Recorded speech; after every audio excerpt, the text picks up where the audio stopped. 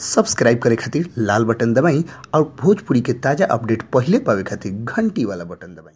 छपरा जिला भोजपुरी पर रुआ लोग के बहुत बहुत स्वागत बा। बहुत बड़ खबर आ रहा बा भोजपुरी इंडस्ट्रीज के माध्यम से। रुआ लोग के बता दी कि भोजपुरी के सुपरस्टार पवन सिंह के फिल्म सत्या के बारे में रुआ लोग भली भांति जान चुकल बनी। तो रुआ लोग के एगो और खबर हम बहुत बड़ खबर बता दी कि देश में तो लोग पवन सिंह के फैन तो बढ़ले बा, लेकिन देश से बाहर भी जहाँ भी भोजपुरी भाषी क्षेत्र के लोग रहेला, उ चाहे दोहा कतर होके, चाहे दुबई होके, चाहे मॉरिशस होके, चाहे कोनो भी अदर कंट्री होके, ओ जाके दर्शक लोग भी पवन सिंह की एक नज़र पावे खातिर बेताब रहेला। जी हाँ, लोग बता दी कि सत्या फिल्म जब से उनका रिलीज भइल बाटे, जौना में देशभक्ति डायलॉग, कुछ गाना रहते दिया बुता के पिया क्या क्या किया, ऐसा तमाम गाना ओमे फिल्म के डायलॉग फिल्म के जान बन गई बाटे, जौना के वजह से वहाँ के लोग भी मांग कर रहा बाटे कि फिल्म लागे अपना देश में से हट के विदेश में भी उनकर फिल्म लागे के चाहिए सत्या फिल्म। जी हाँ, लोग को बता दी कि वो जाके क्षेत्र के लोग भी इस चीज़ के डिमांड कैले बटे। जे भी भोजपुरी भाषी क्षेत्र में रहेला,